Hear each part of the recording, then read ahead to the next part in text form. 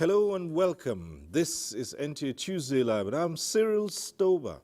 Now, last week, Tuesday, we brought you full details of some of the leading issues surrounding the frequent collapse of the nation's national grid, with experts driving discussions from all fronts.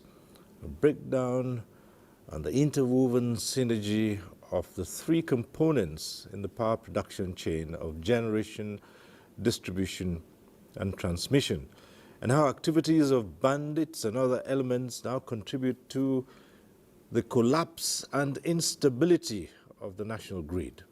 Now, Tuesday Live still intends to sustain conversation with key players in the nation's power industry, focusing on national grid collapses.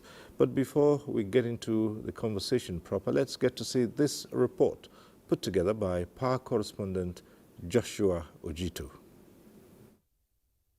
A turbulent moment for the Nigeria's power sector as the national grid experiences disturbances disrupting electricity supply nationwide. In fact, only this year, the grid collapsed more than 10 times, raising concerns on its reliability to power the economy. The issue of system disturbance, which people normally call system collapse, is a very serious issue, and TCN has been trying to make sure that it's reduced to minimum. For example, if a transmission line is down, meaning that maybe either bundles or by accident somebody pull a tower, that tower will swing and it will bring system collapse. Or for example, one of the generators that is generating power may be generating 200 or 300 megawatts, and suddenly there is a fault in that machine, and that machine went out, the frequency will swing and the system will collapse. So there are a lot of things, or even you are generating, but people are not consuming what you are generating. That means there is no equilibrium, no balance in the system. That can cause system disturbances. So what TCN is doing all it can to make sure that we address that issue to the minimum. The difficult situation requires desperate and proactive approach, and the Power Minister Adebayo Adelabu quickly constituted a committee to dig deep into causes of frequent collapse of the national grid. Investigation completed and report submitted to the minister. Short, medium, and long-term recommendations proffered to end frequent grid collapses. We believe that if we start the process, look at the short term and begin to take steps towards ensuring that our grid is more reliable and stable, I believe that we'll get a bit of support. It's not going to be business as usual. It's a report that we must take seriously. It's a report that all of us must put our hands together and give support to whatever implementation timeline that we have agreed at the end of this meeting. And I can tell you that Mr. President is very much interested in the outcome of this particular exercise. It's not just another committee. It's a committee that can actually support us in writing history of this sector, in bringing back the glory of this ministry and its agencies, and in proving to the outside world that we're capable, that we're competent of reversing this ugly trend. While the nation awaits quick implementation of the recommendations, it is expected that the quick win solutions will ensure a stable grid that will restore customers' confidence in the sector. Joshua Ojito. That report sets the tone for tonight's discussion. We'll start off by introducing our guests. We'd like to welcome to this program Engineer Abdulkader Gwaram Adamu. He's General Manager, Material Control and Stores Transmission Company of Nigeria, TCN. Thanks for being with us tonight. Thank you. Good evening. We'd also like to welcome Engineer Mrs. Jane Neka Okemini, General Manager, Monitoring and Evaluation, TCN. Thanks for joining us. Thank you. We're also joined tonight by Professor Magnus Onoha, President, Governing Council, Renewable Energy and Energy Efficiency Association Alliance. Thanks for joining us tonight. Thank you, Cyril. And we have also here tonight a former Managing Director, CEO of the Kaduna Electricity Distribution Company, and a consultant now a consultant power infrastructure, Idris Mohammed. Thanks for being with us here tonight. Thank you for having me, Cyril. Right.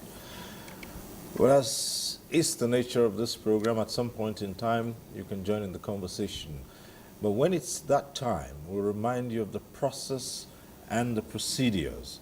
But for now, let's begin to look at the issues at stake. We started this conversation last week.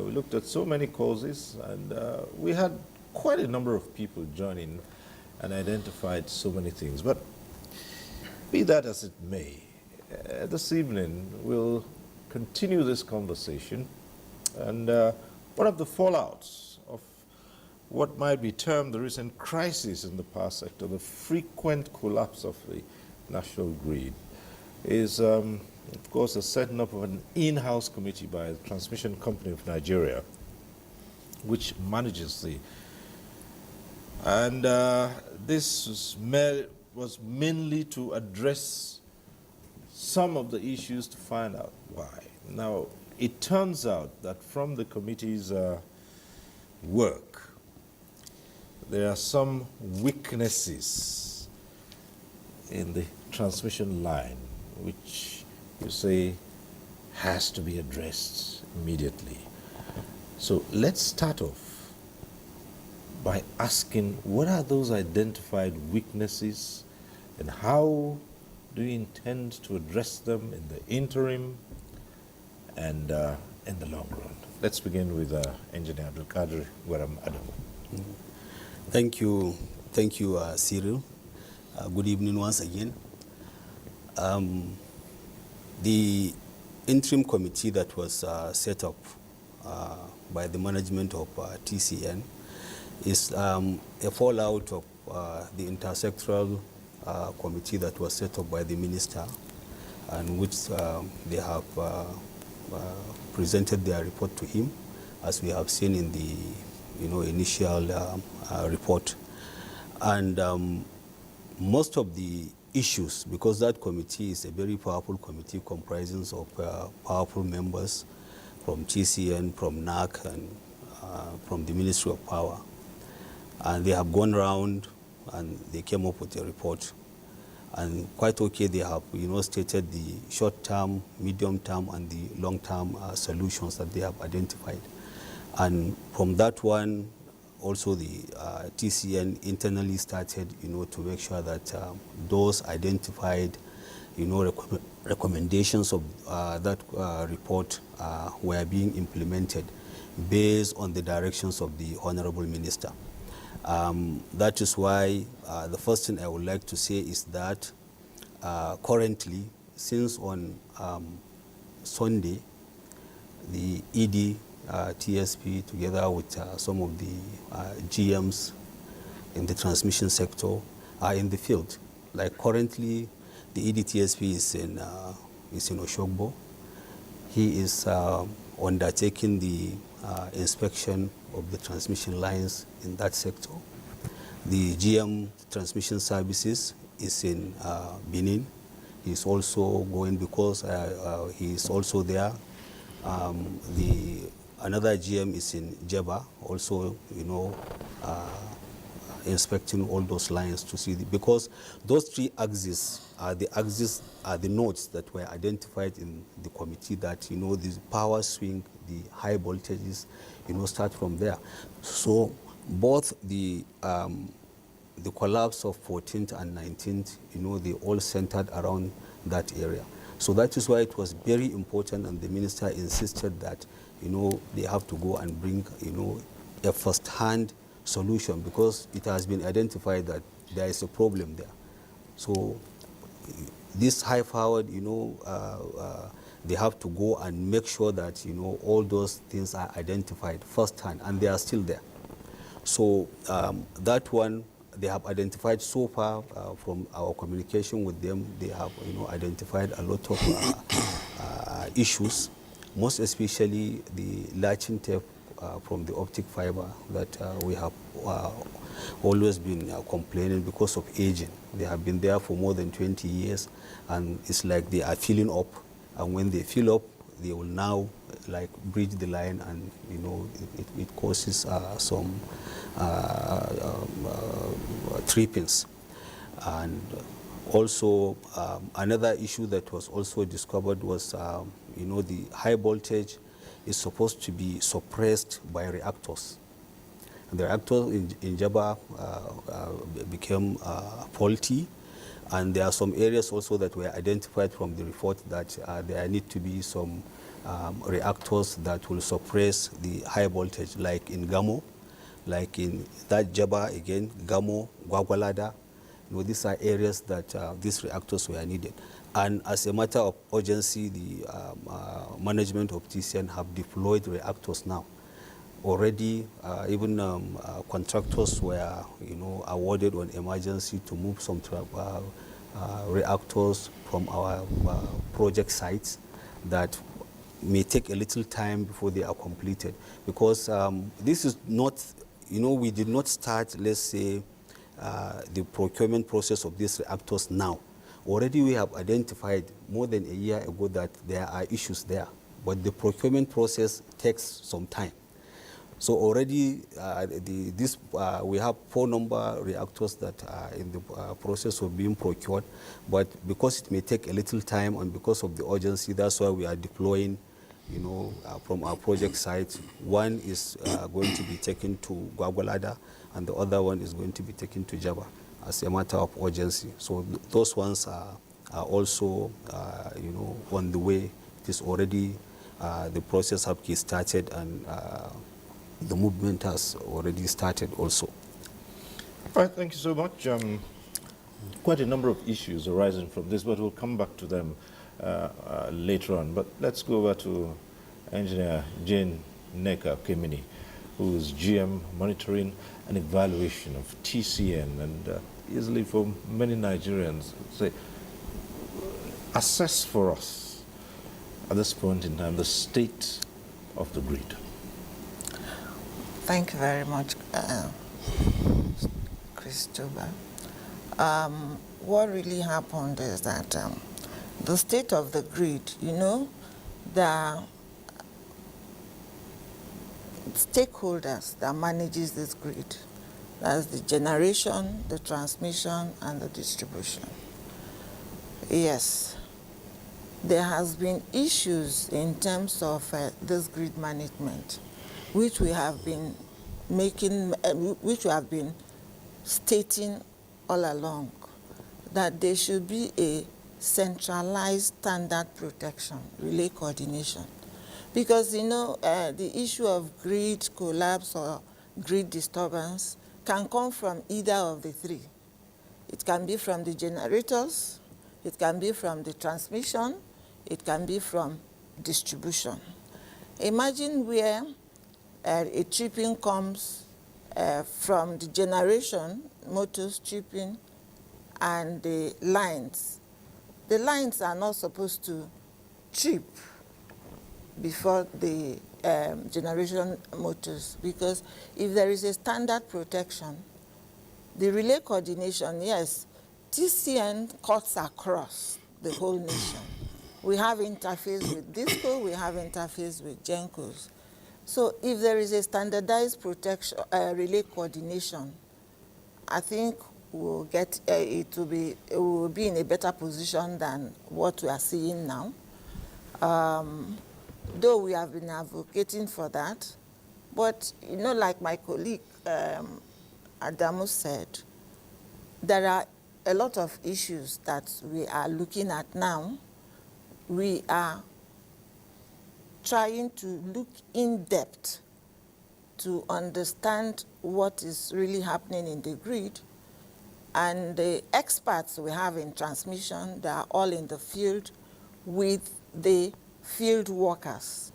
I want you to understand that, like the EDTSP now, they are moving from one tower to the other. It's not as if they are going on general patrol now. No, no, no. They are moving from one tower to the other to bring out the weaknesses on our line, to do a thorough patrol and bring out the weaknesses on our line. And along the line, they are having discussions with the community. We call it stakeholders engagement, which is key for us to have a synergy with them. Though we have been doing that, but because of the turbulence in the grid now, the high-powered experts are now moving from tower to tower. They are bringing out the weaknesses, and along the line, they are clearing it as they are moving. We also have a set of engineers that are doing our asset management status. They are going from substation to substation to understand the extent of the obsolete equipment we have, because you will be managing, maintaining. At the end of the day, the havoc it causes cannot be quantified. Like it was the explosion that caused the first grid collapse on the 14th of October. So what they are doing now is to take stock of our assets and ensure that we now understand the quantum of the obsolete ones we have, the redundancy we have in the station, and ensure that all the equipment are operational and properly monitored. Like as a monitoring and evaluation GM, yes, we normally have our Wednesdays, every Wednesday, conference meeting with each of the regional managers, the GMTs will be there. We discuss issues affecting the system. But right now, we are going in depth so that after the asset assessment, we will now know which one can we afford to manage for now, and which one are we supposed to change immediately and avoid this great turbulence that we've been experiencing recently. All right, thank you so much. And again, the issues are being highlighted, and we'll take an in-depth look at them as we go on. But let's hear the views of Professor Magnus Onoha, who's President of the Governing Council of Renewable Energy and Energy Efficiency Association Alliance. And, you know, from your alliance, a key word there is efficiency. That has been missing for some time in our energy requirements, hasn't it? Yeah, thank you, Cyril. When I listened attentively to the first two speakers, I also watched the countenance of the Minister of Power, that the committee is not going to be business as usual. And I asked this question: have we X-rayed, interrogated the risk analysis? Have we done a thorough risk analysis about why is the grid collapsing every year? Why are we reactive at any point in time instead of being proactive? So I said, okay, since it's not going to be business as usual, I look forward to seeing, extracting the risk analysis. What is it that has made this, grid to be collapsing year in, year out? One, I know that he mentioned the obsolete technology, okay? That's a risk. The infrastructure gap, a whole lot of it. I also refuse to understand. We're in COP29 now. We're in Baku discussing the climate issues. There's a climate risk. Most of those equipments have been exposed to the vagaries of weather. Okay, and we've not really taken time to do an in-depth risk analysis. Before we talk about the SWOT analysis she mentioned, the strength, weaknesses, and opportunities, it is very, very important as a nation, You know, Nigerian electricity is urban bias. This great thing until it's an urban phenomenon. The rural area doesn't have effect. And that's why we advocated in 2015, renewable energy policy, that let it be a rural phenomenon, that 80% of rural areas don't have access to electricity, so it's an off-grid. So my worry is that it's an on-grid thing, that's why. So let us interrogate the risk. As that's number one starting point, okay? And by the time we do it, as the committee now, by the time we to say these are 10 risk analysis, we x-ray it, they will do the SWOT we talked about. Until we do that, as a nation, let's for one day be proactive. Not after the time where everybody is grandstanding.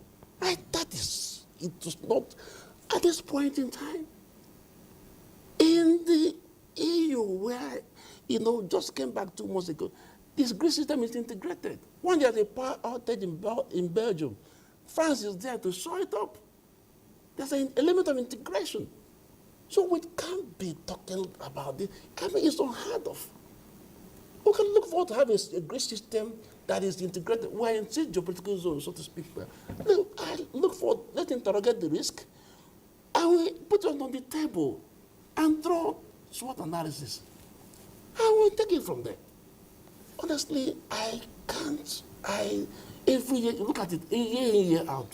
So it is what I'm saying. What I'm saying, in fact, is that I look forward to the committee going beyond the usual to have a 1 or 2 months. Can we have an interrogation? That the stakeholder talking about stakeholder phenomenon is when you don't carry the. You talk about vandalism. When you don't let the people, the insecurity and all that, and you don't put a guard, a safeguard towards it, of course, it will continue to be a dominant factor. So that's why I'm saying that, please, one of the takeaways of this today or this evening Tuesday Live is we are advocating for X-raying, bringing to the table the risk analysis. What is it that is making this thing to be recurring? So that at the end of the day, we'll now sit back and say, okay, can we look at the strength, the weaknesses, and opportunities, and take it from there, move forward. Thank you. All right, as identified already, the challenges cut across both the generation, transmission, and distribution. And of course, with us here on tonight's discussion is one who has played an active role in the distribution, and that's speaking of the former MD of Kaduna Electricity Distribution Company. And good enough, you today are a consultant on power infrastructure.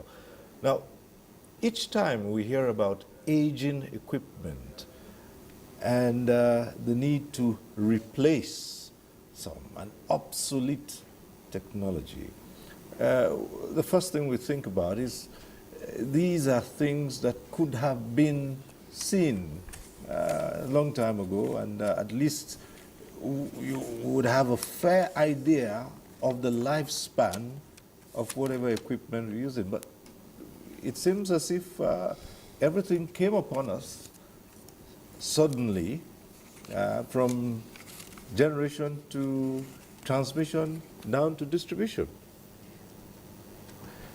Thank you, Cyril. And what we have heard from my colleagues, transmission, and professor, who talked about risk analysis, which ought to have been a major area of assessment. I would say my own addition to the whole discussion is the transmission that I know for over 25 years is not the transmission that we have today. And before, there is, from planning point of view, there is coordination within, first of all, the transmission section that enables each department to be able to review its areas of operation and then make its observations on critical areas of needs to be put on the table. Each department does that assessment, puts that assessment on the table, and then management's attention overall is drawn to those critical areas of need that would adversely affect the smooth operation of transmission company operations. And with such report, management will now also, on its part,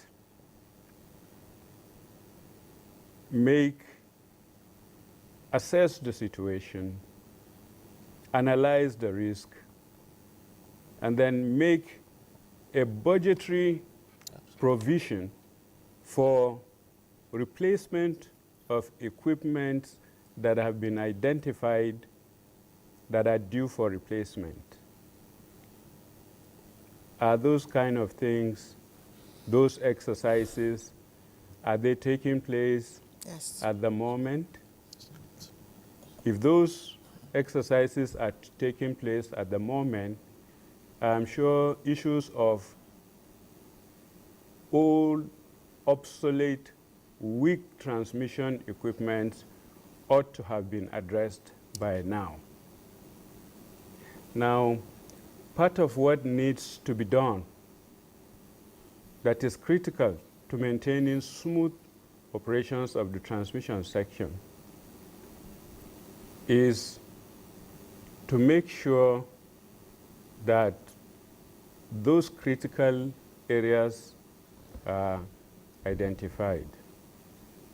Why is it that those issues of weak and obsolete transmission equipment are major issues of concern? Now, in terms of coordination between the distribution and the generation, I know there is a stakeholders meeting, and that takes place just the way from the transmission end that each department makes an assessment of its areas of weaknesses that requires urgent management attention.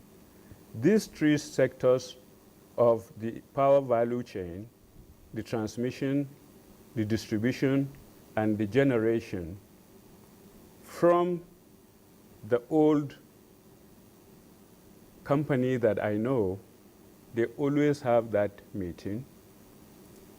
They bring up issues that when those issues are not addressed, it will have its negative consequence on the overall performance of either transmission, where it is transmission, distribution, where it is transmission, or generation, where it is generation.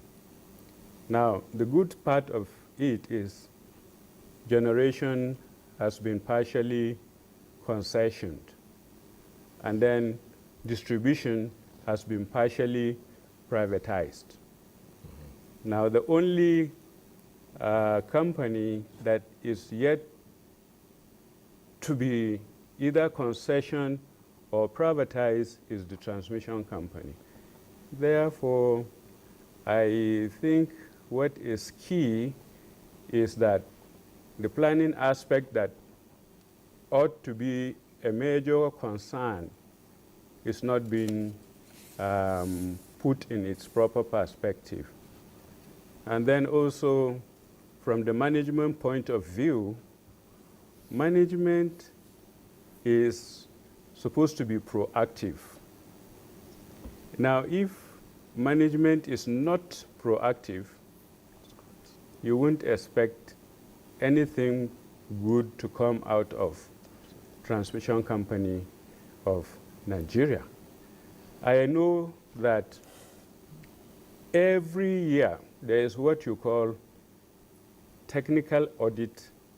That technical audit is supposed to be principally for equipment, for transmission equipment. And that technical audit will normally give you the actual details, the true status of those transmission equipment. Is that annual exercise that is key to maintaining smooth, effective transmission services?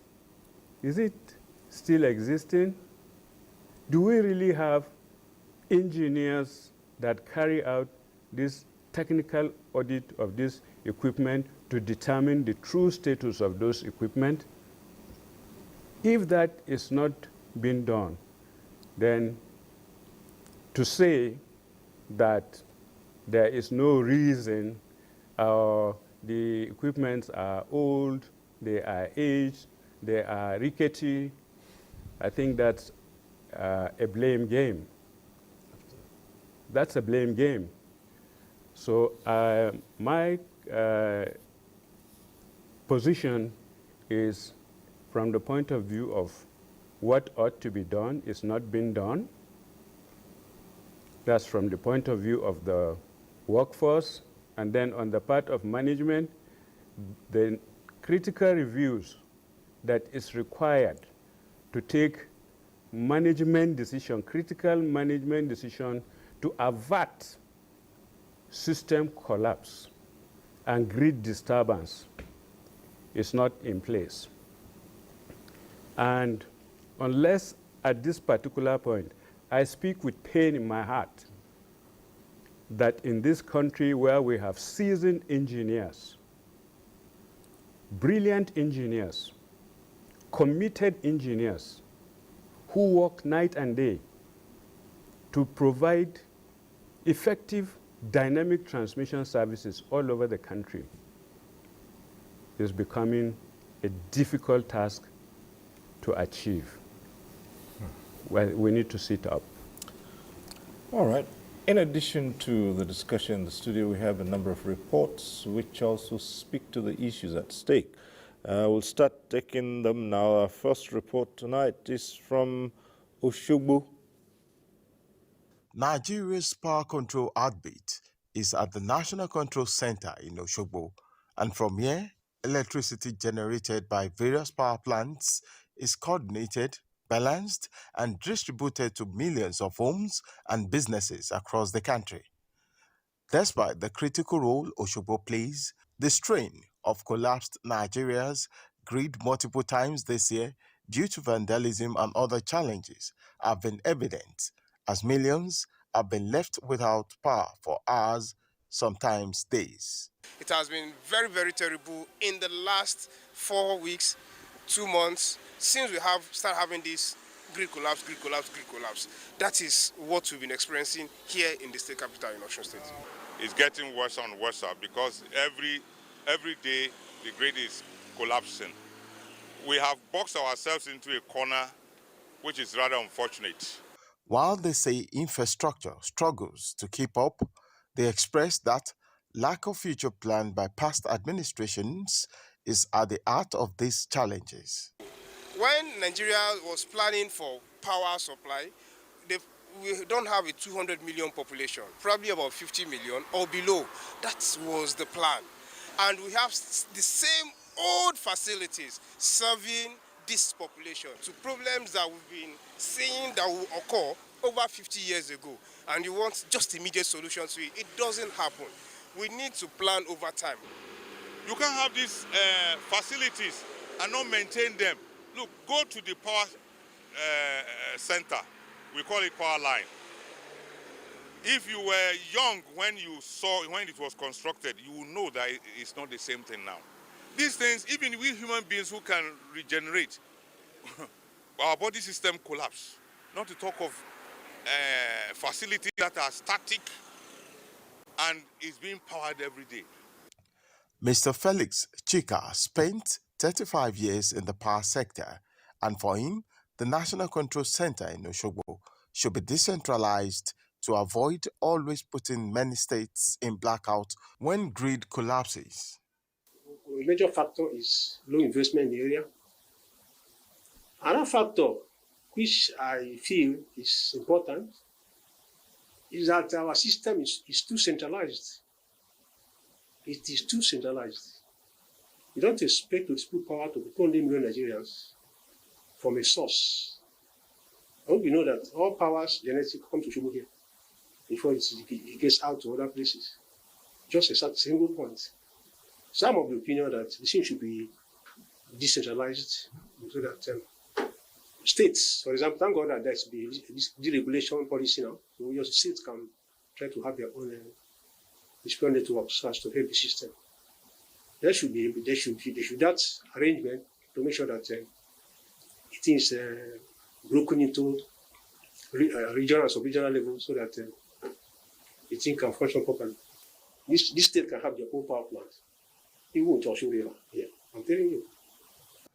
As Oshogbo continues to power the nation, the path it takes could determine the reliability of electricity for millions of Nigerians. In Oshogbo, Femi Afariogun.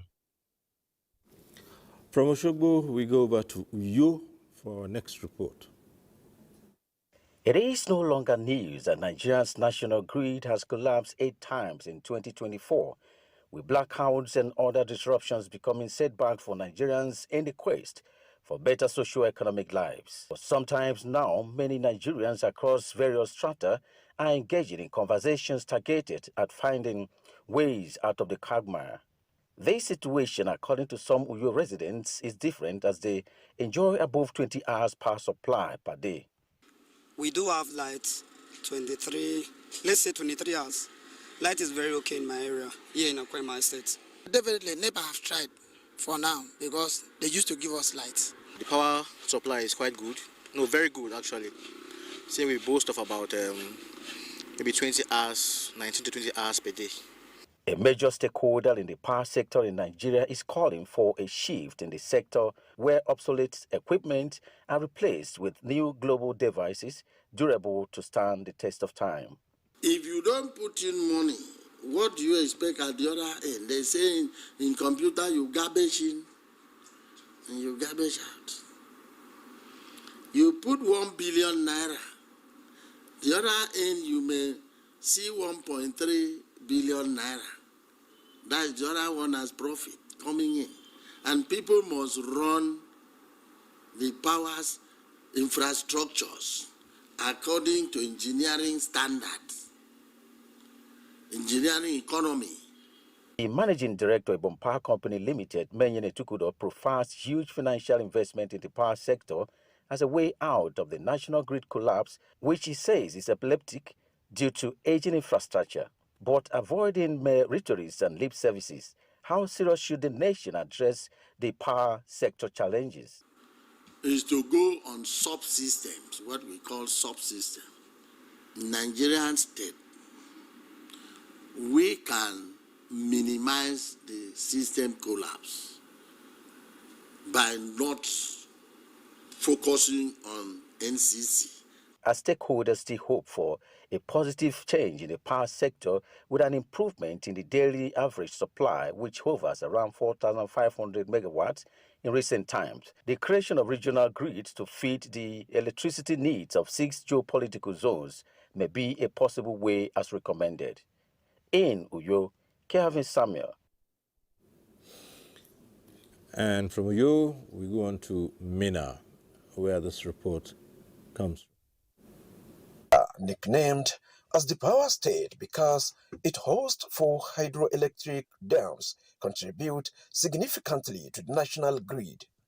With its contribution and other sources of power in the country, Nigerians still experience insufficient power supply, which experts in the power industry blame on insufficient supply of gas to the power plants, aging infrastructures, and the recent vandalization of transmission lines by terrorist groups. Stakeholders in the power sector in Niger State, most of who spoke off camera, attribute the recent blackouts in parts of the country, especially some northern states, to the activities of terrorists who vandalized some of the distribution lines that evacuates electricity from some hydro dams in Niger State to other parts of the country. There was vandalization that happens along Kaduna, Shiroro Kaduna transmission line. The power that is being generated at Shiroro, of course, there is a link between Jeba and Kayenji to Shiroro. So the towers that carried power or evacuate power from Shiroro to Kaduna, which now transmit to the northern part of the country, 2 towers were actually affected, Tower 132 and Tower 136. And, it was vandalized, and that seriously affected the transmission line.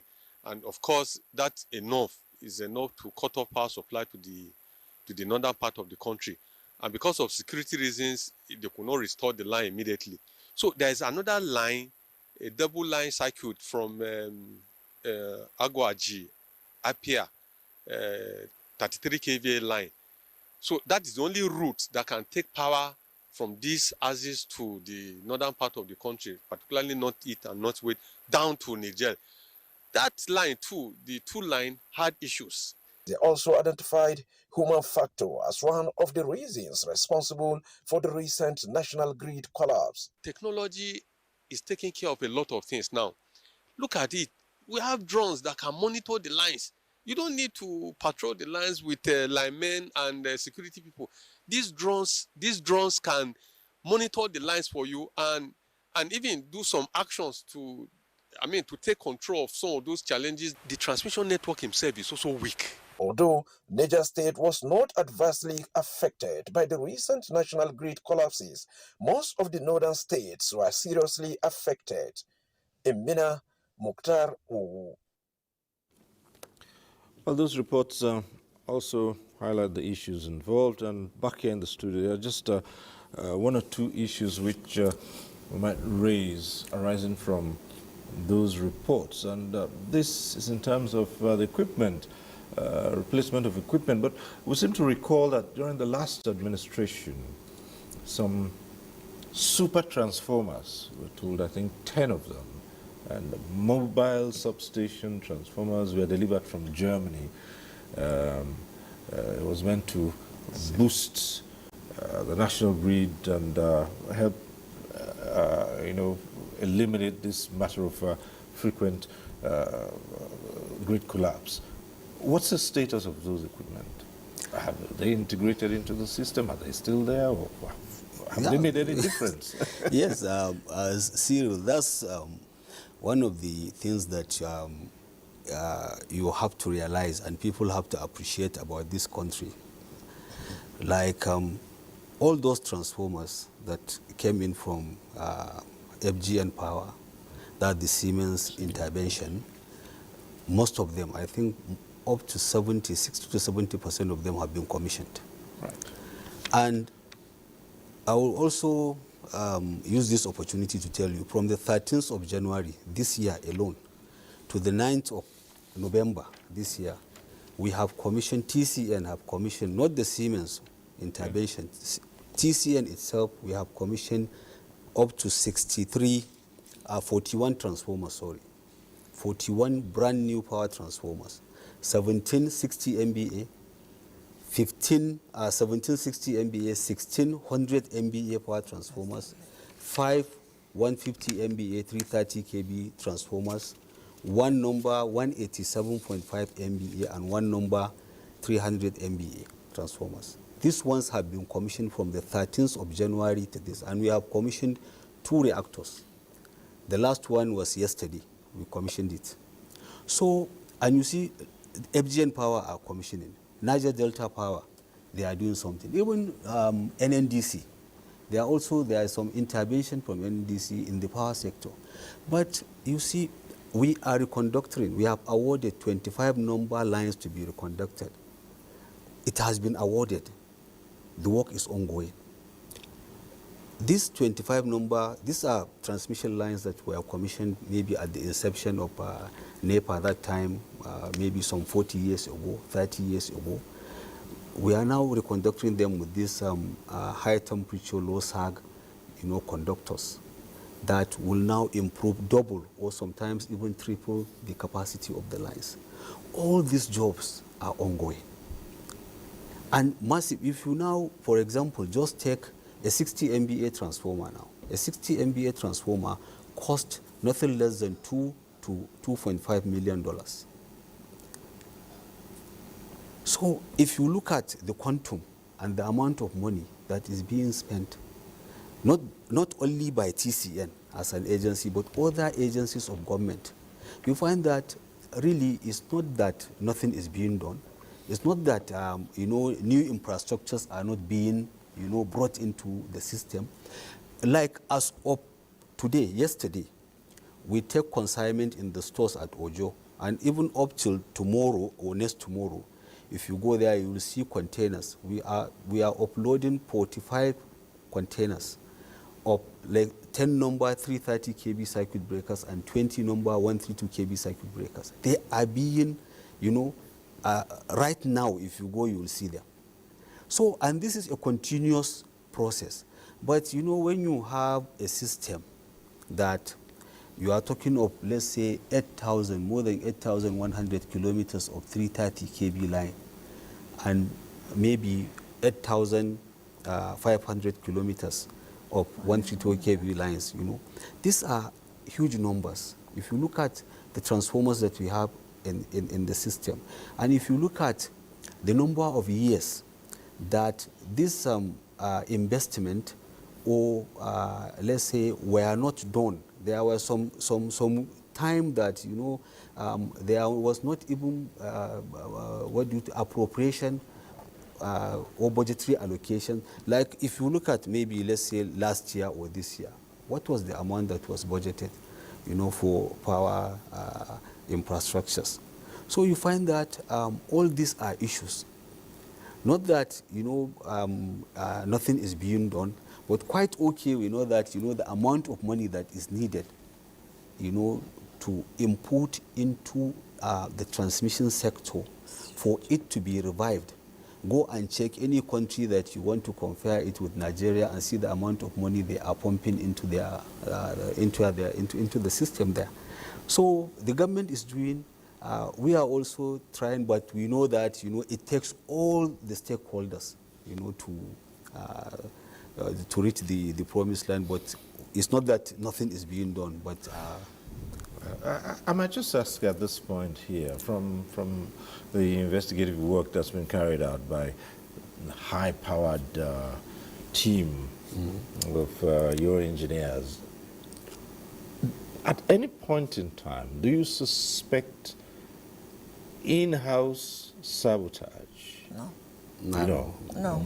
Okay. But what we've seen, particularly in the case of the very recent one, the tower that was brought down along, I think, Lokoja Gwagwalada, which is done, it's been attributed to the work of vandals who have brought down those lines. And last week, interestingly, one of the things we heard was that those who bring down the stars just do it for the sake of disrupting the system. They don't take anything of it. And, well, in the reports we've heard here, people have said perhaps it's time to introduce technology into monitoring. They talked about drones and all that, instead of relying on manual monitoring. What do you say to that? What you said is well taken. At this point, we'll need to go into technology, recent technologies, to do certain things we need to do to keep our grid up. I want to let Nigerians understand that all the then PHCN activities, we carry it out. We have a unit called the technical auditors. They are engineers. They go for that routine. And it is based on their report that we are even doing what we are doing. It is based on their report that those equipment they mention that this one is obsolete, we start working on it. But I want you to understand that it takes a long time for these equipment to come in. Take, for instance, we want to bring in new transformers, we want to bring in breakers. What we'll do is, when the specifications are given, you know the new Procurement Act now is the lowest responsive bidder. We have issues with that.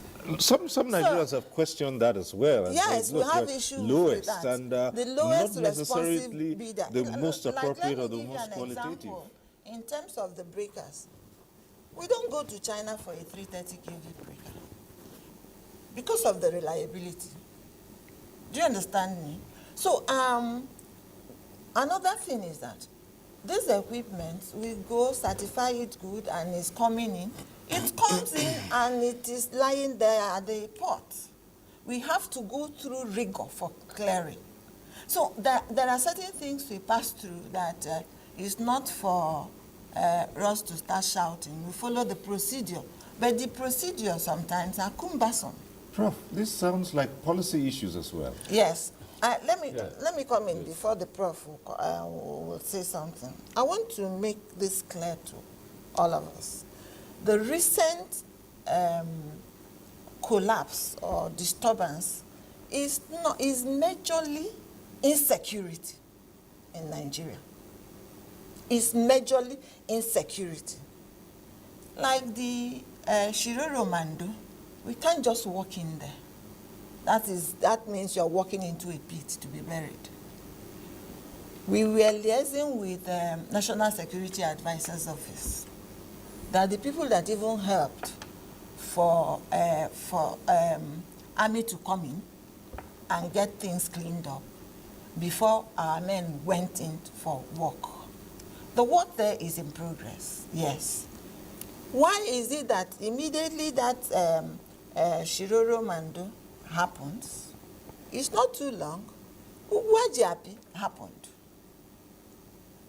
There are majorly insecurity. And perhaps coordinated? But I want you to understand that there is no insider in terms of that. Okay. Yes, sure, you're right. It's all about policy and regulatory issues. You can dispense that as well. Just look at even the recently passed Electricity Act of 2023 has gone back to National Assembly for further amendment. So it's all about dynamism, you know.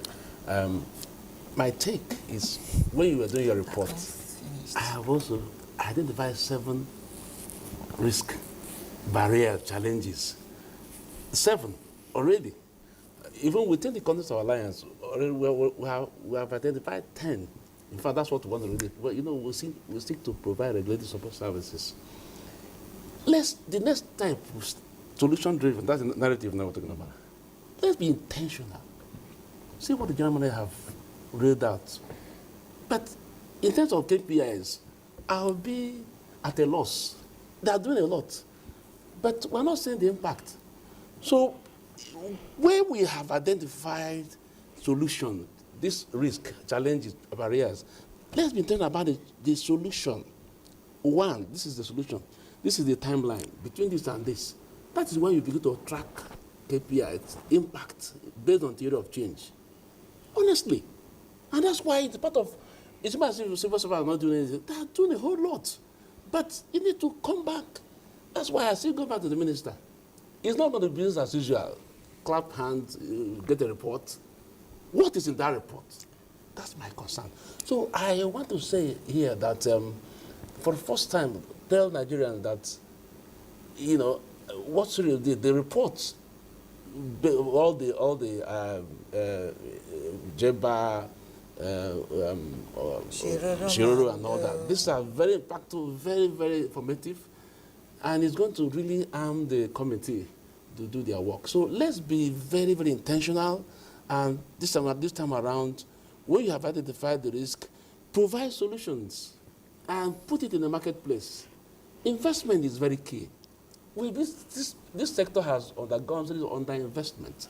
You don't rule that about. Listen, power sector is the foreground. Power sector is the engine room of the economy. You don't treat it with levity. Honestly, you don't. And that's why, we are now divesting to renewables. I'm just coming there. Right. But you see, it's something that in energy mix, you need to get the mix, whether it's renewable or non-renewable.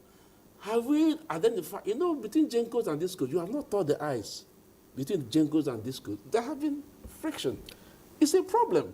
So, and something that all this must be in a table, followed through, based on solution. What are the immediate, long-term, and short, medium, and long-term solution towards this? I think. So I want to cut in here. Yes. I want to cut in here. I want us to understand that the hydro stations we have in Nigeria are majorly in the north central. And the thermal stations and the gas stations are in the southern part of Nigeria. That is why Ugwaji Api feeds northeast majorly, and Shiroro Mando feeds northwest. So now that we have problem, we are working on the Shiroro Mando. It's a double circuit line. We are feeding the northwest through Jos. And there is a limit to what the line can carry. So there is massive load shedding in that area. It's not as if there is that we are just leaving it as it is, treating it with levity. No. There is issue on renewable energy, majorly solar up north. Yes. The federal government of Nigeria has been working on that, but these are not things that will come up overnight. There is a plan for it. There is a studies that has been even carried out. There is what we call the Biwa solar farm. You know that? Yeah. That we have even made it, it is the Ministry of Power running it, made it clear that investors can come and invest. It is supposed to be a 1,000 1,250 megawatts solar plant. And the investors can come in and make a minimum of 100 megawatts for each of the plants. Do you understand me? So the federal government of Nigeria has been trying so hard to get things done. It's not as if people are snoring. No, we are working. And now the Electricity Act has even empowered the states to generate their own energy so that the grid will be like a backup for them. So we get there. When we present issues like this, it looks as if the engineers are not working. Some of us, our brain are working 24 hours. But there is a limit to what you can. You can't move faster than your shadow. You need to take it gradually and standardize it. So we are working, please. We are working, but there are some bottlenecks. Generally in government setting, there are bottlenecks that you need to overcome. And we have been working so hard to get things done. It is just that for power equipment we are talking about it's not something that you go off the shelf and get. It is produced.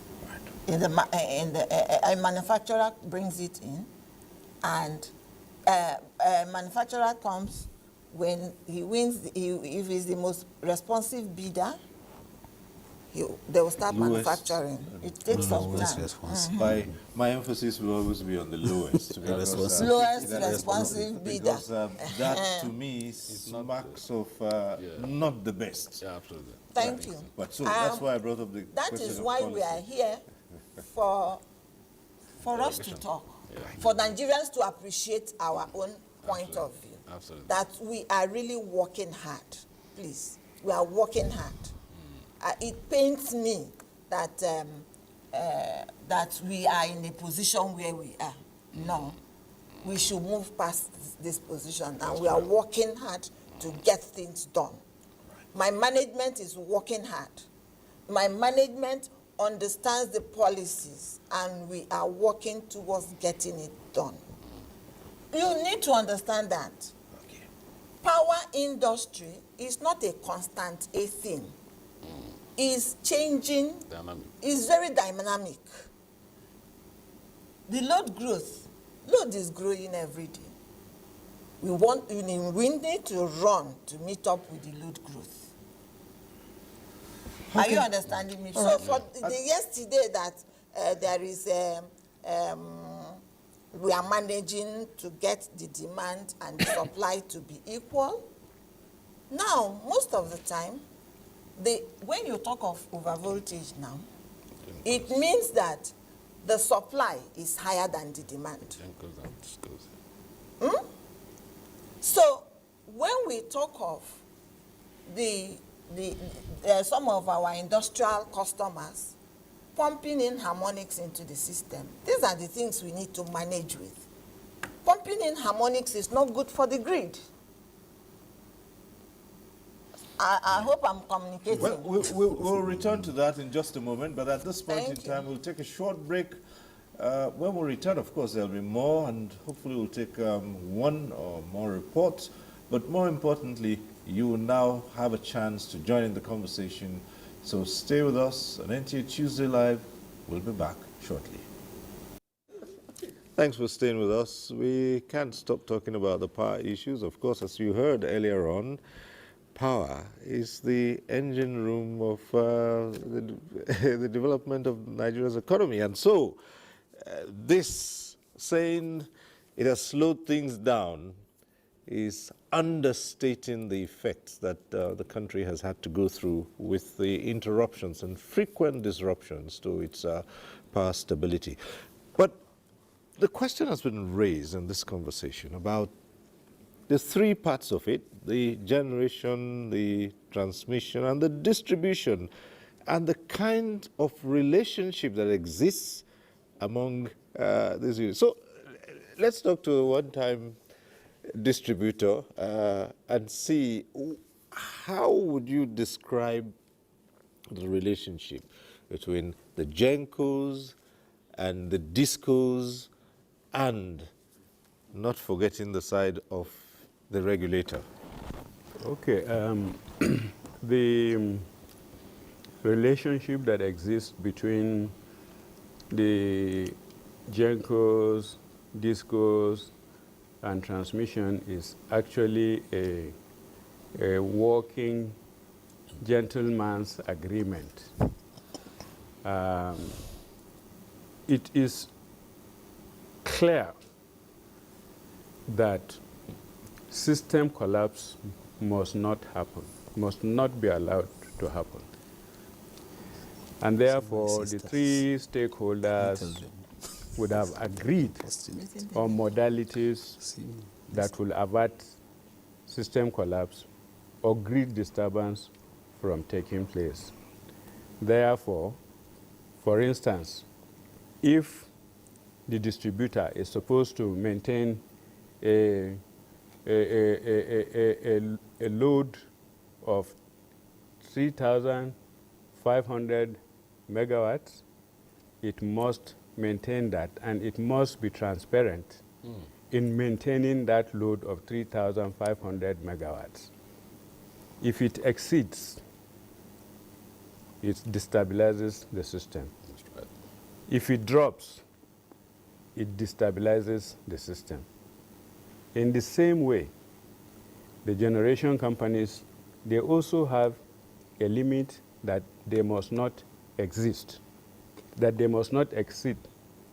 So therefore, for transmission company also, they maintain the balance.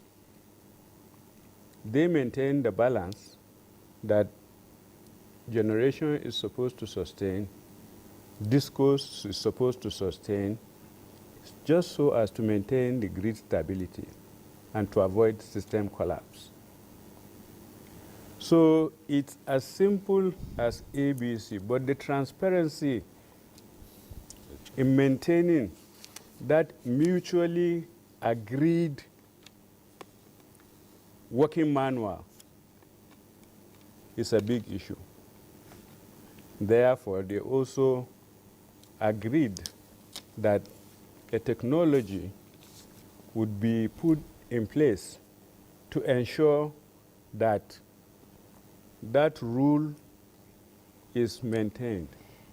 That's, they have what you call the under-frequency relay that is meant to check if the generator is exceeding, if the distributor is exceeding, just to make sure that they maintain that balance. The issue of the transparency in this operation is what needs to be checked, to be sustained, so that system collapse does not happen. But is that happening? Yeah, but when you say a gentleman's agreement, would that be appropriate for such a critical sector as this? Should I remove gentleman's agreement and say it is a rule? Shouldn't it be? It is a rule. Well, it's a rule. But that rule is mutually agreed between the transmission, the distribution, and the generation. It's not as if it is enforced on them. It is not enforced on them. But they are managing the grid. And that grid must not collapse. Therefore, there has to be a process that will ensure that the grid is stable, that the grid does not become unstable. Because once it becomes unstable, then you have system collapse. The cost of one system collapse, if you evaluate the cost of one system collapse to an economy, is unbelievable. It's damaging. We have one report coming up now from Umuahia. Let's get to see that. Umuahia before now is believed to be predominantly occupied by civil servants. But due to the challenging times the country is facing, the scenario has changed. Even civil servants are now setting up small-scale businesses to make ends meet. An average Abian hustles to meet up his daily needs and that of his family, especially with the current economic situation today, which has led to the proliferation of shops in the state capital. The major challenge posing these small and medium-scale businesses in the state is constant power outages and its minimal duration when the service is provided. In this part of the country, sometimes you don't have power throughout the day. Sometimes you have 2 hours, sometimes 4 hours, and sometimes 2-3 days you don't have any power. So how are you going to run the business without the power? At this level of national development, we should have outgrown this.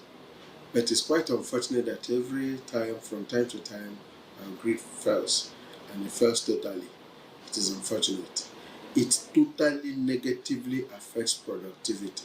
Those in small and medium-scale businesses lament the buying of premium motor spirit and diesel to run their generating six usually gulp their profits.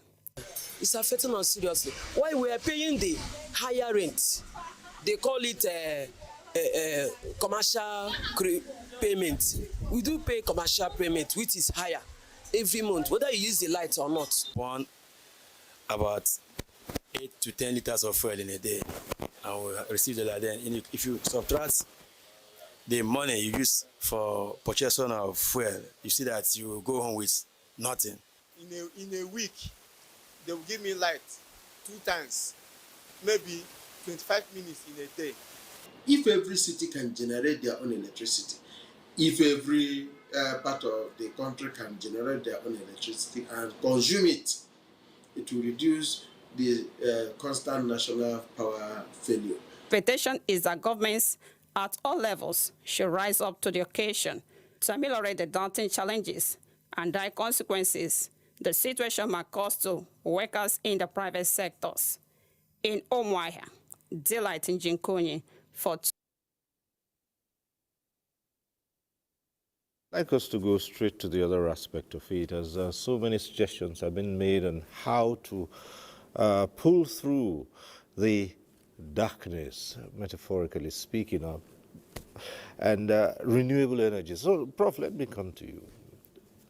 It would seem that a country like Nigeria should not be struggling with matters of renewable. As you did mention, Nigeria is at the Conference of Partners, and the main issues are climate change and how to make sure that renewable energy comes in here. How would you assess Nigeria's position in this now? First of all, we live in Equator. The implication is that there's sun. So we don't need to, as against those who is in temperate region and they are harnessing it. But Madam raised something very, very critical. In 2016, give government a credit. They brought solar into as a mainstream investment. And we got the 14 PPAs. Yes. To generate 1,250 megawatts by 2030 to the national grid. We applauded that. And as Scott, you saw before 2015, Nigeria had the renewable energy efficiency policy. Because this issue of grid system too, Nigeria electricity is like urban biased, okay? And 80% of rural areas don't have access. So there was that thinking about having renewables off grid. And that was how REA came in, rural expediency, to, as a government agency, to go in to reach on the south that, you know, even the small and medium scale enterprises have ability to have. So whether in the area of solar technology, solar home system, or mini grid and all that. So it becomes imperative, very necessary for us to diversify. As part of the solution driven. We don't need to, even though, let's begin to work on the grid system, interrogate the challenges and all that. It needs for us to diversify. Renewable is the end thing. The energy transition, we used to use, there was a time it was straw. From straw to wood. From wood to fossil fuel, that's coal and oil and gas. And now I've gone into renewables. That is the transition. So we need to harness all the renewable energy sources. Why solar is very critical now? Because the technology is evolving. We have wind, we have biomass, we have hydro, green hydrogen, but we have, in terms of accessibility and technology, it is solar. And that's why government is investing. And as well as we have also looked at the challenges of this renewable. We had, 2 years ago, we had the research study, the alliance with the World Economic Forum. I had the research study that was published. I'm going to show you the publication. And we told Nigeria how we can invest in renewable, even they track what they call the risk analysis, and we challenged the government that we submitted that to the government. So, in other words, what we are doing here right now is that we should begin to, the renewable energy is the end thing. Even though we cannot, even at Glasgow at COP26, we brought in natural gas as a traditional fuel, okay? And because we cannot aid our sustainable development with renewable, given the fact that we're still, technology still evolving. That's what we brought natural gas right now. So natural gas is part of the renewable, part of the clean energy narrative we're talking about. So, Cyril, it's important that even though we are looking at the on-grid, this off-grid, as represented by renewables, is a way of ensuring that rural communities have access to energy, to power small and medium-scale enterprises, okay? Because this on-grid is for industrial setup in the rural and urban areas, so to speak. So it is the narrative now is that renewable energy should be in the forefront.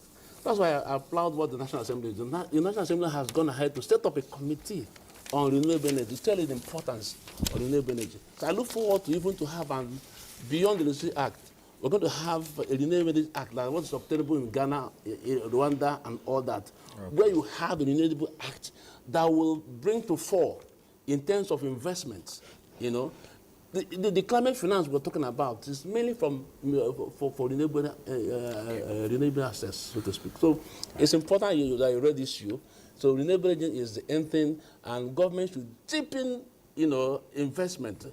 Government should not play; should be active as what they did in the oil and gas. They should be in the forefront into ensuring that there's a mainstream investment. They have started it. You know, there's a mainstream investment in renewable energy. And energy efficiency. Remember, energy efficiency is an aspect of energy, so to speak. Yeah. Right, the phones are already active, and we have our first caller tonight, Umar Anachi, calling in from Birnin Kabi. Hello, Umar.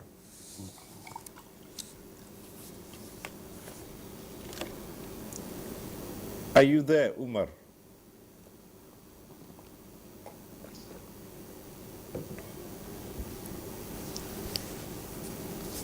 Hello. Hello, Umar Anachi. Yes. Good evening. Good evening. Go right ahead. Yes, my name is Umar Anachi, your usual caller. You see, they say accidents don't just happen, they are caused. Likewise, our national grid collapsed don't just happen. It is they are caused. They are causes that lead to national grid collapse. Thank God to Dangote, he generated his power. He did not rely on national grid. It would have been a different thing altogether. But Zero, when you ask them question, is there any internal sabotage? They quickly answer no. So this one, it seems as if there are internal sabotage. And this was my own assertion, because the lady testified that there is no proper coordination between the TCN and transmission, between generation and transmission, and between transmission and distribution. There is no proper coordination. Really? What of this lack of proper coordination can lead to anything? I'm thinking of Mr. President to do the right thing by putting the right people in the right places. May God continue to bless our country. Thank you, Mr. Silva. Well, thank you very much, Umar Anachi. Your consistency on calling in for, each time we hold such discussions, but would let both the GM Material Control and Stores and the GM Monitoring and Evaluation of the TCN respond to what you have just said. Yes, I want to respond to what he has said, because he is very specific on what I said presently. Please, I want you to understand that the coordination we are talking about is the relay coordination for the three stakeholders. It's not that the activity, we normally have meetings with them. We have meetings with the distribution via our regional offices. We have meetings with the generation. What we are saying is that in the then PHCN, we normally have a standard protection. I'm talking technically now. I'm not talking about discussing with this or discussing with that. We normally have meetings. We call it intersectorial meetings. We hold those meetings via our regional offices. Well, I want you to understand what I'm saying is the technical aspect of coordination, protection, standard protection. The relays are what views your line. If a line trips now, there must be an indication. It will tell you what is the root cause, whether it's earth fault, whether it's overcurrent. From the relay indication, you have an idea of what is happening. And most of our relays will even give you the kilometer range where that thing happened. So please note that it's not interpersonal relationship. It is basically the technical aspect of it. We are advocating for that, and the regulators have agreed that there is need for that firming up of the protection, where everybody will be present. They will be present as a witness to get these things done. I hope I've communicated with you, communicated properly to you. Thank you. Right. Yes. The only thing I will add is that okay, maybe just before you come in, let's get this other call in. Usman Mahmuda calling from Sokoto. Oh, well, we lost the call, so go ahead. Right. So, Engineer Adamu, yes, please go ahead. what I just want to add is that, you know, why we quickly said there is no insider is because there is nobody, a staff of TCN, that will go and, you know, foul the line or remove member towers or vandalize the line. But quite okay, there are acts that everybody knows that is sabotage. For example, the 16 towers that were brought down in Bayelsa, you know, on Ahoda, Yanagwa.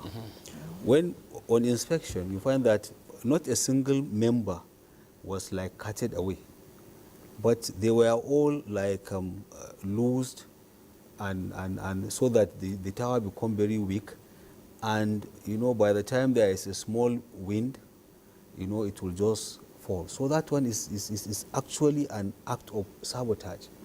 Or where improvised explosive devices are used to blow up a tower. You don't expect to say a transmission staff will now go and bomb the towers or put something to explode and bring them down, while we know that is from where we get our salary, you know. So, you know, we have to think that, you know, the transmission staff also are responsible staff, and we love our country, and we love our jobs, and we love the company. So, but definitely there are saboteurs, and that is why, you know, at this juncture, when the Office of the National Security Advisor comes in, you know, to assist TCN, you know, he really understood what is going on. From the first time this year when this vandalization started, you know, this year we had a lot of vandalism cases. So from the first time the National Security Advisor took interest, he put a high-powered committee, which, you know, discussed, and a report was given to him. And from that time, he took interest, and to the extent now that we are talking of even deployment of drones to guard our, you know, transmission lines, and a lot is being done because they know. They realize that, you know, there are some aspects of what is going on that is purely, you know, you sabotage to the country. Yes, let me add this. We are talking about political risk now. Politicians are part of the problem. When you hit up the polity within your area, and you bring in, let's use Niger Delta for instance. You see, we're in Nigeria. You know, you are now bringing all these militants and all that to be in the forefront. What do you expect? You are bringing them up. So it's a political risk. It's not need to be interrogated. It's not something you treat it. It's unheard of. The way, look at 2027 is coming up now. Everybody is forming a group and trying to hit up the polity. And look, national infrastructure, I mean, it's been affected because somebody has a political interest or another. It's something that we need to, that it's something that we need to address appropriately. Please. Right. Back to the phone lines. We have Abubakar calling in from Kaduna. Hello. Hello, Mr. Siri. Good evening. Do we still have Abubakar on the line? Yes. Right. Abubakar, here's your chance to air your views on the subject matter. Yes, good evening, Mr. Cyril. Yes, if you could just speak up a little bit. You said? Right, just speak a little bit louder so we can hear you. Okay, I would like to contribute my own quota. Right, go ahead. In respect of what you are discussing. You see, Mr. Cyril, we in this country, we have to be realistic in what is going on. Hello? Because we Nigerians, we are good in grammar, but the implementation of the so-called power sector, it's ridiculous. We know no foreigner will come and fix it. We are the one to fix our own power. So let's do the needful, please. We should stop deceiving Nigerians. Thank you. Right, that's it. Straightforward, right? Okay. Yes, sir. So far, suggestions have been made. An interesting aspect of this is, I still like to go back to it, and some have said, do away with the national grid. Is that an alternative? I think a lot of people that are suggesting that the grid should be, or regions should be given the authority to generate their power, distribute their power. They are just saying that if at the center transmission is not able to manage the current load that is being generated, they have limitations in evacuation of the power. Why hold an entire area to ransom when they can on their own generate their power, transmit their power, and then sell their power? And if that practice is encouraged, it will go a long way in freeing the problems of transmission at the moment, and then also making adequate alternative power available, especially through the use of renewable energy. Renewable energy in areas where there is abundant sun, there is abundant wind, there is abundant water, that is from the lakes, and then also you have a lot of waste. Those potentials can be tapped, can be harnessed to serve an alternative source of reliable power supply. Okay, I'll just ask you to hold on a while. I'll go to the phones. Collins from Adama. Hello, Collins. Yeah, Thank you for staying on. Good evening, Cyril. Sorry, I don't know if you can hear me very well. Yes, sure, we can. Go ahead. Right. Thank you so much. It's an opportunity to talk to you again. I spoke to you, I think that should be like almost 17 years back when you were doing a program with the late Thomas Sule. Right. Sir, I want to say something, and I want us to look at something. You know, the national grid has been produced in 1951 to 2024. That is about 72 years ago. A lot of installation has been made, and it's time to be corrected. And with only 23 distributions and transmissions line. Now, if you look at 73 years later, we have a total collapse of the national grids about 838 times. And with the return of democracy, we have about 722 times. So between 2015 to 2024, the national grid has collapsed 104 times, 93 times during the Buhari regimes, and about 11 times during the present dispensations.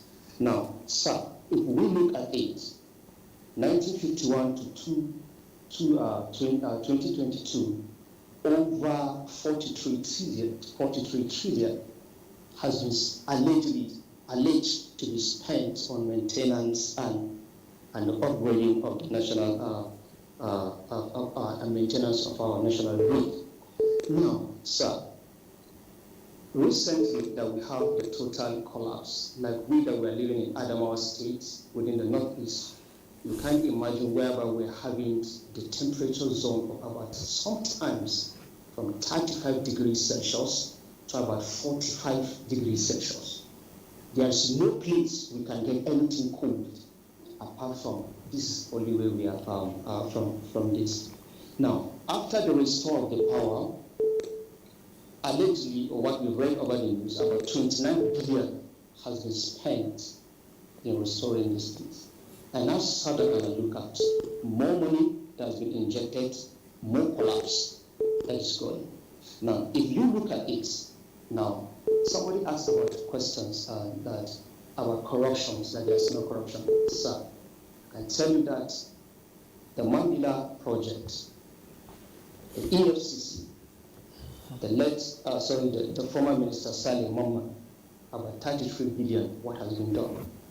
Recently now, just either today or yesterday, the recent EFCC chairman made a pronouncement that if you see, I quote him verbatim and I stand to be corrected, that if you see the corruption that is going on in the power sectors, Nigeria will shed tears.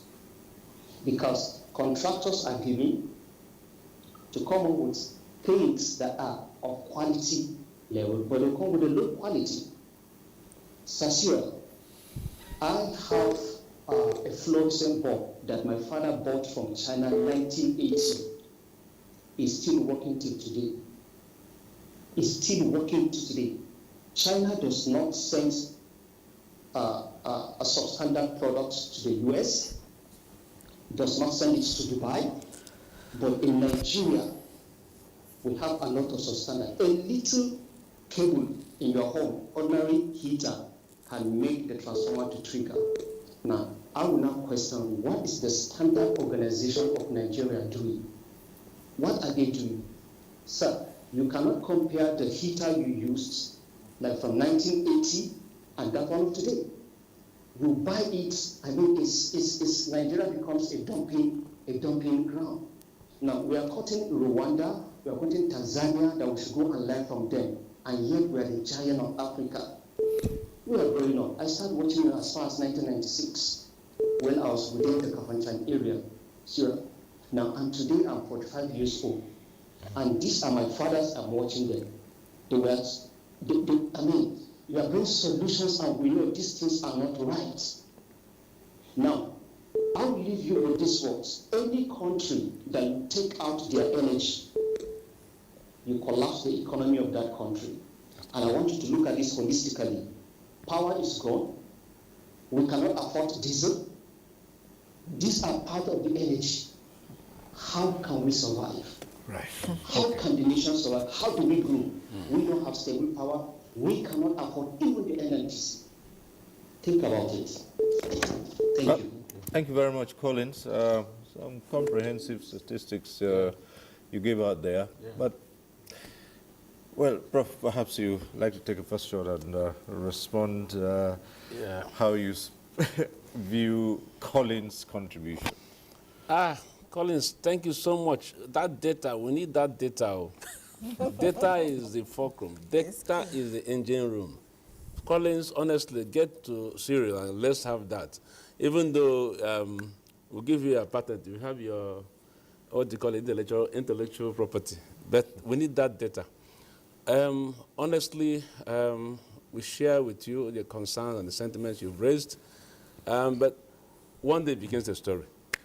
You know, I think this is a new beginning for us. I look forward to having an integrated system. We're going to have a blend of, we're not dispensing on grid, but the renewables must be brought in the forefront right now. We need to do that. And also, I believe in the regional integration. Nigeria has the geopolitical zone, 6 of them. If we can have an integrated system, like I said earlier, in Europe, 27-country Europe, if there's outage in Netherlands, Belgium is there to shore it up. So when you have an integration, now of course there's the blend of renewables and non-renewables. That's what they're using right now. And so it's possible. Like I said, let's be intentional about it. If we want to move forward, let's say of a truth, let's be intentional. And I believe that Nigeria has a demography, 220 million people, and everybody's coming. Nigeria is a destination. Even as they're discussing the COP29 now, one of the things we're talking about energy transition, the climate finance. So we should harness that opportunity. Demography, the population will have an opportunity for us. So let's not lament again. We are past the stage of lamentation.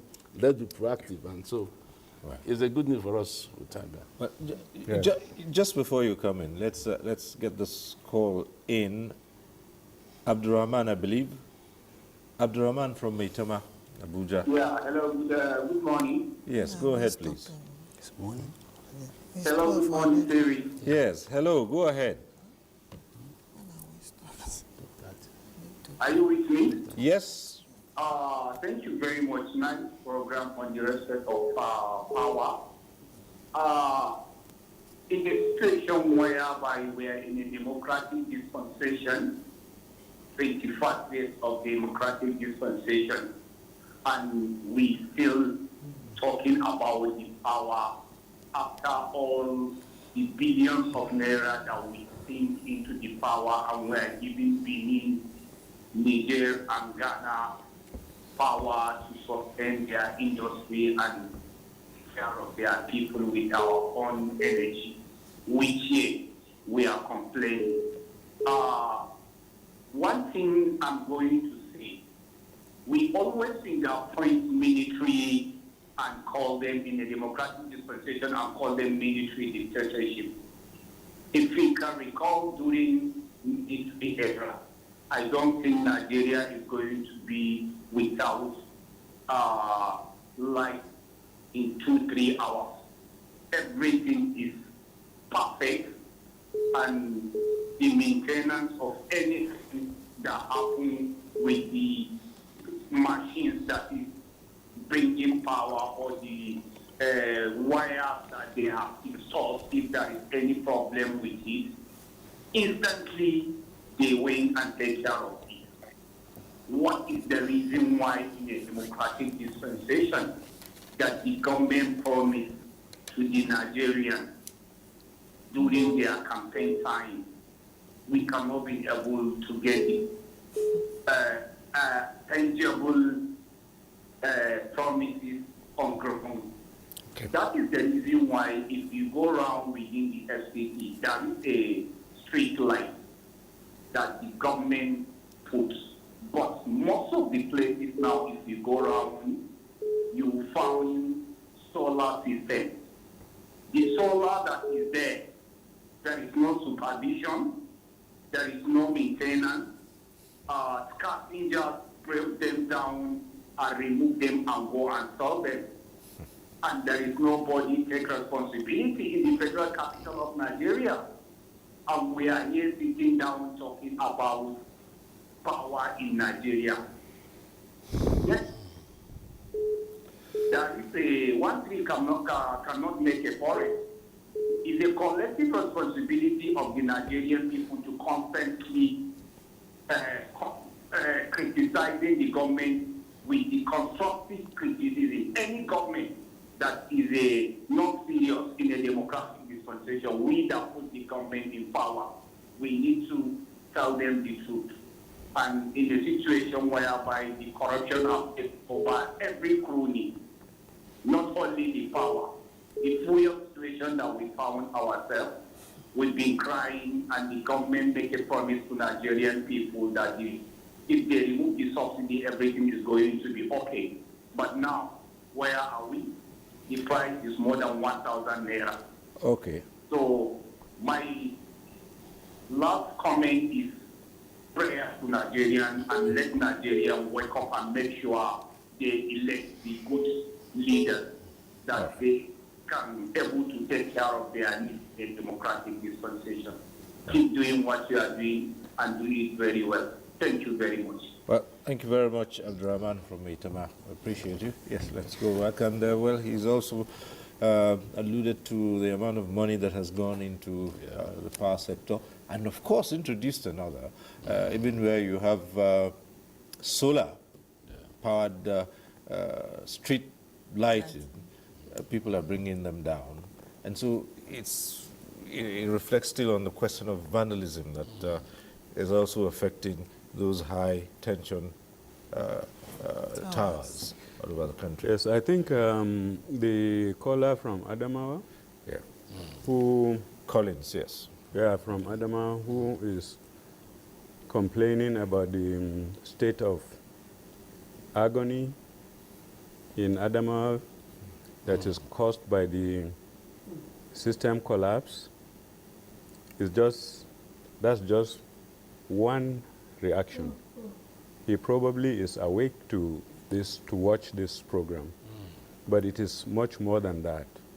And that's one state. And to think that 17 states are going through the same agonizing situation as we speak means that we should know the situation calls for an alternative. If in Adamawa, the governor of Adamawa State, I'm just giving an example, was able on his own to generate 20 megawatts of power from solar that is in abundance in Adamawa, and that is constant. It is his entire, it falls within his jurisdiction to use that 20 megawatts. Now, whether the national grid collapsed, he will still have his own 20 megawatts to serve his people. They won't be in darkness. So the lesson is not far-fetched, and is also related to the caller from the last caller. Yes, from Abuja here, Maitama in Abuja. The last caller from Abuja. If FCT generates its own independent power through solar, and then it can generate, for the size of Abuja, 200 megawatts of power from solar. And the FCT minister has the full control of that 200 megawatts of power. And then he's selling his own power to his own customers in their own areas. That 200 megawatts of power, whether the grid collapses, he still has control over 200 megawatts of power. 200 megawatts of power for Abuja, it means the city is powered already.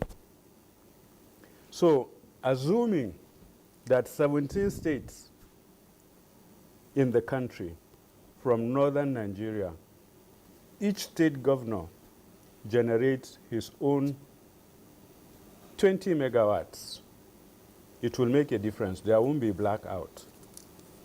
It is now time for governors, not only in northern Nigeria, because what happened in northern Nigeria can happen to any other region. Therefore, it's a wake-up call for state governors who have abundant resources to really address the issue of adequate power or alternative power supply through renewable energy, waste, hydro, mini and hydro, and then wind, and then biofuel. They can actually help the federal government, support the federal government to provide an alternative power and then decongest the grid. If the grid is decongested, there won't be grid collapse. Yes. There won't be grid instability. So it's important for state governors to really think twice about this incident If it is happening in northern Nigeria now, it will happen in southern or eastern Nigeria. It is the same. So the good thing that we have at the moment is that if they decide, if they don't even have, if state governments don't even have the funds, international finance is available that supports, because of the principle of energy transition, that supports renewable energy projects, and then the funds are there. And once the project, the renewable energy project, for instance, if it is solar, if it is wind, if it is mini hydro or hydro, the fund is there. Talking about Mambila hydropower project that one of them was talking about in Taraba State. The federal government, for goodness sake, has tried to ensure that that project eventually took off and then was commissioned. They've done everything that they need to do. Financing, they secured a loan from People's Republic of China. The conditions that will access the loan is very, very available and easy for state governments to achieve. So if for any reason the federal government is having handicaps in continuing with the execution of Mambila hydroelectric power project that will power the entire northern Nigeria, what will the 19 state governors from the north, what will they be doing? Posterity will not forgive anyone to allow Mambila hydroelectric power project to be abandoned and then to keep the entire northern Nigeria in darkness. People are dying. People have no source of livelihood because a lot of people, 90% or 95% of people depend on energy. They depend on that power. So because there is blackout now, they are not in business. All right. The last few... I want to share good news for us. Right. There are plans on ground now with respect to Presidential Villa to power Presidential Villa and its environs with 40 megawatts of solar. That's Presidential Villa. Absolutely. So that shows the reality of diversification. If the seat of government is planning to generate 40 megawatts of solar and its environment, so what are we talking about? So honestly speaking, let's not, entrenched system, have always been a constraining factor. You want to move away from, let's begin to, we're not quarreling with oil and gas, but the renewables. So that shows that the reality of diversification, we need to bring the total mix, bring it in a box, whether it's green hydrogen, biomass, and all that. Like why we're talking about solar now, because the technology is there and it's evolving. So thank you. Well, with just a few minutes left on this program, we would like to go back to the question of the repair, restoration work that is going on in a number of places, and we'll turn to you to just once again update us on how far work has gone and what to expect. And these are talking about the Shiroro Mando axis, Jeba transmission substation, a second Guaju, transmission line, and all those, just as we wind down. Now, with regards to the second Ogwaji line, just before even early evening today, I was in contact with the people that are working there, and the work has been completed on the second line. It's just to energize it. So and we are hoping that they are just, after you finish that kind of a job, you have to now go back again and just check it again properly before you energize. But I think we are just, by tomorrow, we will be just talking of energization of that line. So they're just going to be going over the nitty-gritty of the energization of the line. But as far as the job is concerned, they have finished it. So that one, very soon it will come up, and then at least we are now going to get 2 times what we are getting through that corridor. You know, we will get it, so there's going to be an improvement from that side. With regard to the Shiroro Mando line, already we know that the place has been accessed and the military are assisting, and the work is ongoing there also. And very soon also we will get over that, because we have the towers already. We have towers available, so it's just the workmanship, you know, and because the base of the towers are already, you know, affected, so we need to do some little, you know, concrete civil work, and then it has to cure, and then we just rebuild it.